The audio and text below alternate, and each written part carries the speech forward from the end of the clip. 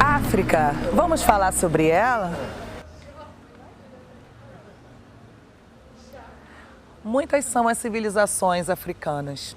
Aqui nós temos uma representação de uma casa de uma aldeia africana, mas nem todas as comunidades são assim. Aqui está representando o que tem de mais belo no trabalho do barro, da palha, de onde tem toda a origem do artesanato local. Muita simplicidade na execução de suas casas, mas muita fé e muita criatividade. Próximo a muitas dessas aldeias, como aldeias que nós representamos através daquela casinha, aldeias do Quênia, Namíbia, Etiópia, nós encontramos savanas, onde há muitos animais selvagens, muita visitação turística através de safaris, mas muito também se vê exatamente da realidade local. Habitat ainda de vegetação rasteira, de cactos, árvores baobás, que nós vamos falar daqui a pouquinho, muito barro e pouco verde naquela região. Por isso, tantas aldeias próximas ao Quênia, à Namíbia, usam tanto barro para fazer o seu próprio artesanato. Como nós falamos do baobá, presente nas savanas, presente nas aldeias africanas, vamos falar um pouquinho sobre ele. Próximas às aldeias existiam os griots, ou griotes, que poderiam ser homens ou mulheres, que eram contadores de história.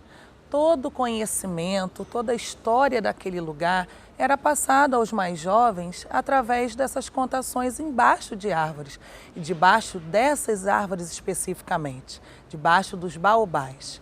Os griots passavam todo o conhecimento de forma oral, porque para eles era muito mais valoroso do que livros. Mas para a gente, nós já temos essa facilidade. Quantos e quantos livros podemos trabalhar com nossas crianças? Quantas e quantas histórias podem ser contadas para poder falar do nosso povo africano?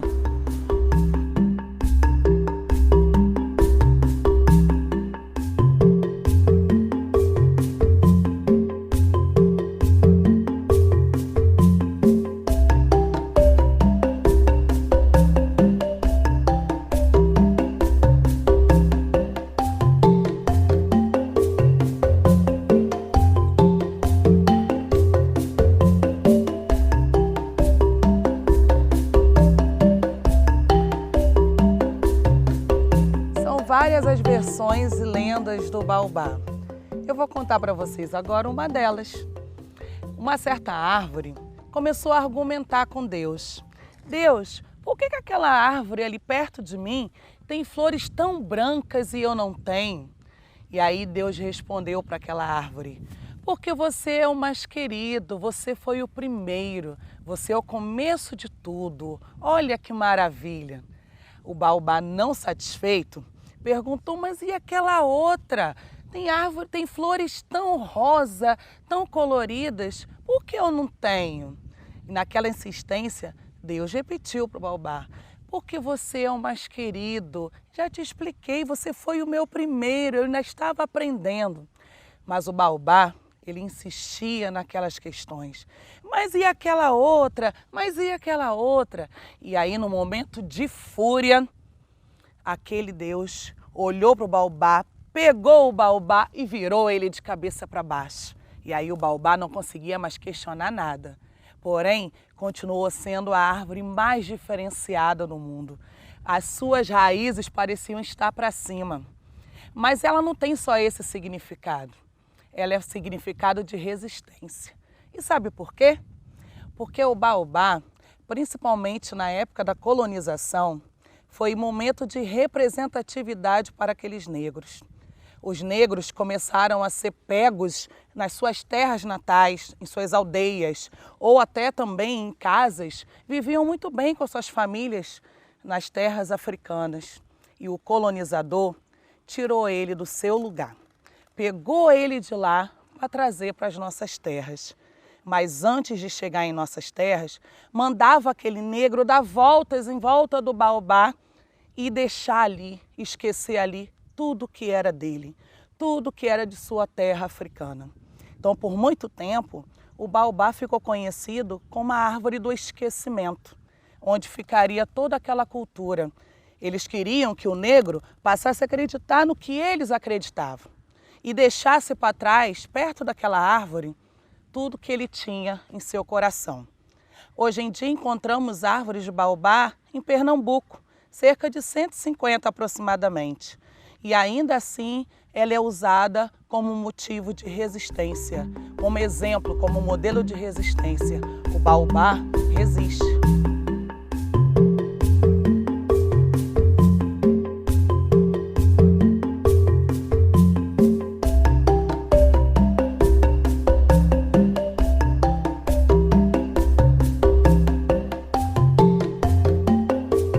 Nós temos aqui alguns exemplos de artesanato que é de influência afro-brasileira, porque na Angola, principalmente, muitos trabalhos são feitos de forma sextavada, bolsas, cestos de forma geral. Além disso, nós temos as máscaras e temos também a carranca. Essa carranca, ela era usada principalmente lá na África para colocar à frente das embarcações. Eles acreditavam que dentro do mar tinha um certo caboclo d'água e que poderia prejudicar as embarcações, né, indo fazer suas pescas ou indo fazer outros trabalhos. Então eles colocavam carrancas à frente do barco para poder afastar todo aquele perigo. Ainda hoje, elas são usadas também nas religiões de matrizes africanas, porque também se acredita que afasta o mal-olhado. Muitas são as influências afro-brasileiras também na culinária. Nós temos, por exemplo, a base do feijão, que vem, na verdade, de uma história muito triste. Todo o nosso povo escravizado ficava com todos os restos, os vestígios da Casa Grande. Então, na senzala, eles arrumavam formas de manter aquelas carnes para elas durarem por um certo tempo e jogavam todas elas juntas em grãos, os feijões. E aí se transformou o quê? Num feijão bem consistente na nossa feijoada. Não era uma feijoada tão linda, tão bela como a gente vê hoje em dia, né? Com tantos ingredientes mais modernos, mais atuais. Era, na verdade, uma forma de se alimentar com aquilo que tinha, com aquilo que era mantido, que era oferecido a eles. Mas, na verdade, muitas são as influências dos países africanos. O milho, por exemplo, ela não vem só da cultura indígena. O milho na Angola é a base de muitos pratos, pudins, pães, muitas coisas são feitas através do milho. A mandioca, também de muito uso em muitos países africanos, é base para fazer pães, é base para fazer muitos pratos que alimentam o nosso povo africano. E hoje em dia, na nossa alimentação, nós comemos sim muita coisa que vem de lá. Então vamos valorizar nossa cultura através da culinária também. Nós temos o exemplo aqui também do nosso acarajé e do nosso abará.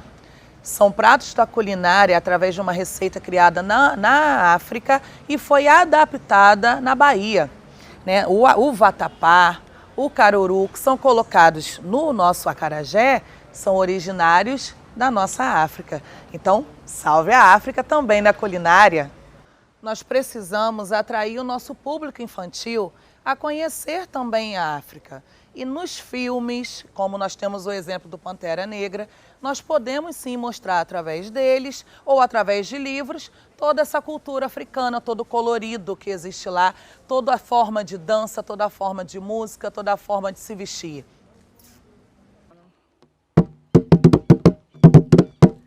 Tambores, usado pelos africanos como meio de comunicação. No nascimento, nas mortes, festas, transmitem a cultura e identidade. Eram usados para transmitir códigos, sinais de comunicação, além de fazer parte de rituais africanos. Podia ser tocado no alto de colinas e ser ouvido à distância. Ilu, Ingomba, Rumpi, salvem os tambores!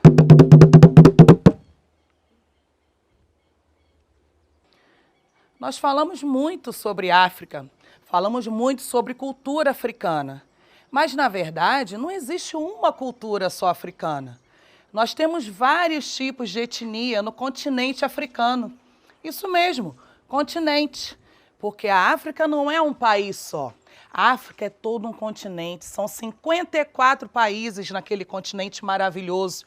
Então, muitas são as influências, muitas são as culturas. Nós estamos aqui agora na Fazenda Campos Novos, fica em Cabo Frio, estado do Rio de Janeiro. E aqui passaram índios, passaram negros escravizados, aqui viviam os jesuítas. E por muito tempo, cuidando das lavouras, cuidando da plantação de milho, feijão, tinha nossos negros escravizados. Primeiro, viveram os índios, junto com os jesuítas, a Companhia de Jesus, mesmo influenciados por esses jesuítas. Depois, chegaram os fazendeiros com seus negros escravizados. E aí, aqui nessa sede, na Casa Grande, muitos deles precisavam ser recuperados de sua saúde. Mas depois, com a Lei Áurea, alguns dos negros que estavam em seus quilombos precisaram sair, foram expulsos dessas terras. E aí precisaram reerguer suas vidas. E na busca dessas lutas, eles acabaram formando periferias. E nessas periferias, toda a sua descendência. Nos dias atuais, nós temos que aprender a reconhecer onde estão os nossos negros, qual é a nossa raiz, o que devemos valorizar na nossa cultura, dentro da cultura brasileira, qual é a base, qual é a influência da África no nosso lugar.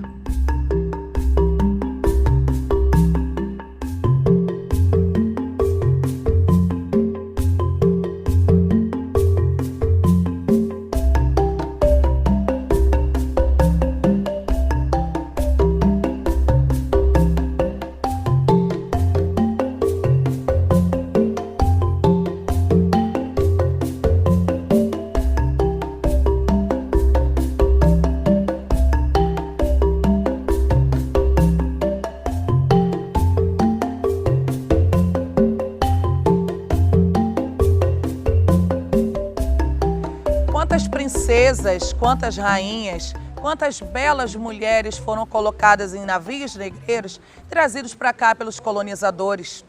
E agora, temos que ser escravizados? E agora, por que tantas palavras de repúdio? Por que tantas palavras negativas em relação ao nosso preto?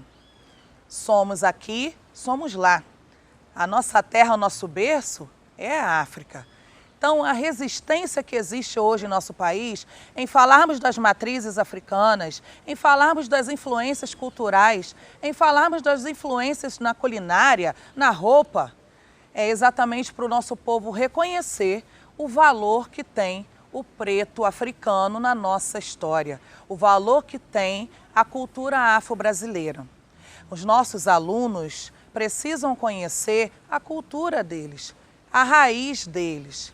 Por isso nós temos leis que abrangem toda essa obrigatoriedade. O ensino de história e cultura afro-brasileira e indígena nas salas de aula do nosso país. E nós vamos trabalhar para que isso aconteça. E quanto à resistência, ela será mantida, porque nós temos sim que reconhecer quem nós somos, que reconhecer o que vestimos, que reconhecer onde vamos parar, qual é o futuro dessa humanidade. Somos todos um só. Somos todos de uma mesma mãe África.